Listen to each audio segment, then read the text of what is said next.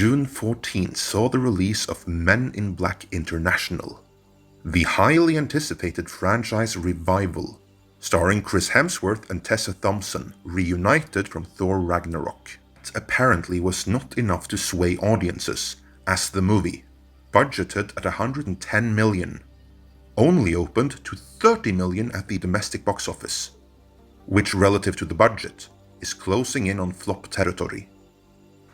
In its second weekend, it dropped 64% and took in only $10 million. At this rate, Men in Black International will be lucky to top $75 million over the course of its entire domestic run, and is somewhat ironically completely and utterly dependent on international markets to bail it out. How could the Men in Black franchise, the one that once solidified Will Smith's position as a movie star, have come to this? In an exposé published June 17th, The Hollywood Reporter broke down the infighting and studio neglect that transpired behind the scenes. Their breakdown is particularly interesting when cross-referenced with the Sony hack, something no one else to my awareness have done so far. In this post-mortem, we will do just that, as we explore how the movie started out as the 21 Jump Street and Men in Black crossover, why it was transformed into a Men in Black relaunch, and how it could be allowed to spiral out of control the way it did behind the scenes. The beginnings of Men in Black International can be traced back to when Amy Pascal was chairman of Sony Pictures, under then CEO Michael Linton. As we've covered before, Sony were at this time in a desperate need of franchises and was therefore trying to build a Sony Spider-Man cinematic universe, a Ghostbusters cinematic universe around Paul Feig's then in development remake, a Barbie movie, a He-Man movie, and in a moment of desperation, even a Barbie versus He-Man movie. That idea, which was quickly snuffed out, was no doubt inspired by the idea of crossing over Men in Black with 21 Jump Street. But we're getting ahead of ourselves. Before any such crossover idea, there were only loose talks of another Men in Black movie. The third one hadn't worked so well financially, but Sony needed any franchise they could get, so ideas for a fourth movie were being explored nonetheless. Problem was, they didn't have any. They were literally out of ideas for another Men in Black. In an email dated April 25th of 2014, writer David Koepp even references a conversation with Steven Spielberg, where Spielberg himself said there were no fresh ideas for Men in Black. Koepp then proceeded to suggest an idea of his own, namely, Women in Black. Starring, and no, we're not making this up, Melissa McCarthy and Emma Stone. Astoundingly, nothing more would come of it. At this time though, the 21 Jump Street franchise was working for Sony, and they were working on a third movie, following the recent success of the second. The leaked emails represent only fragments of what transpired, as they obviously don't document phone calls or physical meetings. But based on the correspondence, looks as though Jonah Hill had an idea for the third Jump Street movie on his own, namely to cross it over with Men in Black.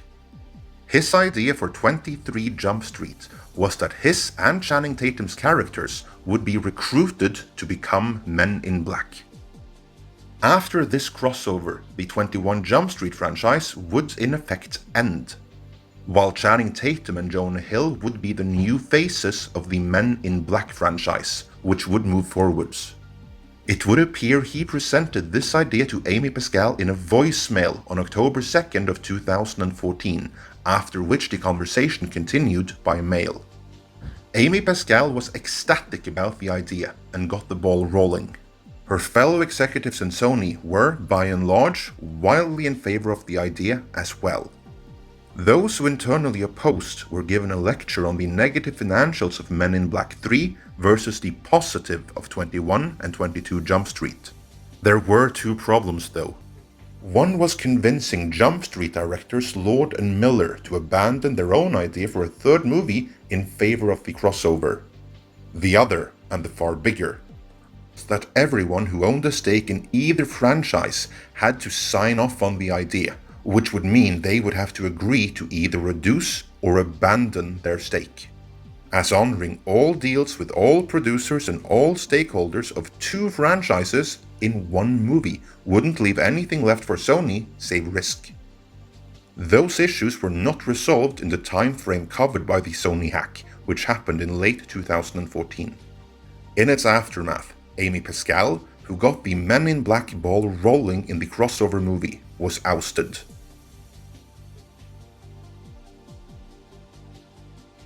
According to The Hollywood Reporter, key producers, most notably Jump Street producer Neil Moritz, not being willing to give up their agreed cut in the individual franchises, is what killed the 21 Jump Street Men in Black crossover by 2016. By this time, however, the Men in Black wheels were already in motion, so the project morphed into what would become Men in Black International instead. Also by this time, Tom Rothman, bane of Deadpool and the X-Men while at Fox, had taken over the chairman position previously held by Amy Pascal.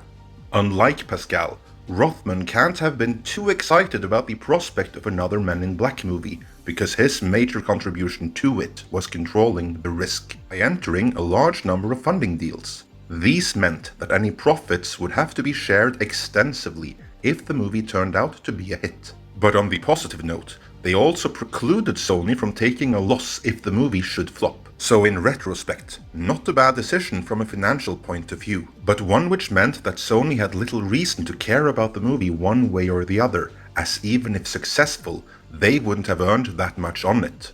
I think that alone might have resulted in some level of corporate neglect, which is why the production could spiral out of control the way it eventually did. The producers in charge of making the movie were, from Sony's end, VP of Production David Borbert and longtime Men in Black producer and Spielberg representative Walter Parkes. Under their joint watch, the decision was made that bringing Will Smith and Tommy Lee Jones back was both, quote, expensive and not a forward-looking proposition. That's code for Tommy Lee Jones being too old and Will Smith being too expensive to carry the franchise forward beyond this one movie. So instead, they opted to relaunch with the Thor Ragnarok stars, hoping their chemistry would translate to success even outside the Marvel branding. Art Markham and Matt Holloway wrote the script everyone were excited about, and F. Gary Gray of Straight Outta Compton and the Fate of the Furious fame was brought in to direct. But what was evidently never done was agree in advance just what kind of movie they were making. In 2018, Sony's David Borbert left and he was never replaced. Sony essentially left producer Walter Parkes and director F. Gary Gray to finish the movie without corporate oversight. And that would have been fine if they had agreed on what kind of movie to make in advance. But they hadn't, so it wasn't. Instead, Parkes demanded rewrites, which apparently mauled the original script, and led to the stars bringing in their own dialogue writers, probably to ensure they got out of it with some dignity intact. In a pointless exercise, the director and producer both made their own cuts of the movie. Normally, this would have been a good way to go, but in this case, Parkes had the final cut, and could and did release his cut anyway. So the movie now in theaters is the one that best represents the will of producer Walter Parkes, not the vision of director F. Gary Gray, nor the intention of screenwriters Art Markham and Matt Holloway. Seeing as the movie hasn't been all that well received by either fans or critics, it would appear that the changes Walter Parkes pushed for weren't the right ones. If Sony had shown a greater interest in the movie, then maybe things would have played out differently. Or maybe not. The movie was tracking to open to 30-something million long before anyone had seen it to deliver any bad reviews, and long before anyone knew of any production problems. What that suggests is that the concept of a Men in Black movie with Chris Hemsworth and Tessa Thompson just wasn't that enticing to begin with. Would it have been better if Will Smith and Tommy Lee Jones had returned instead? Although that didn't help the third movie, now did it? Or could it be that the concept of Men in Black itself isn't that enticing? Maybe Jonah Hill had the right idea, and crossing over 21 Jump Street with Men in Black would have been the way to go. A direct sequel to Men in Black International seems unlikely at this point, so maybe Sony will revisit the Jump Street crossover idea once more as they decide what to do with the franchise next. I know I was honestly more intrigued by that idea than I was about the movie now in theaters. Let me know your thoughts on the matter in the comments. Thanks for watching, and if you like this video, why not subscribe and click the bell icon for all the latest content? And be sure to check out our other videos.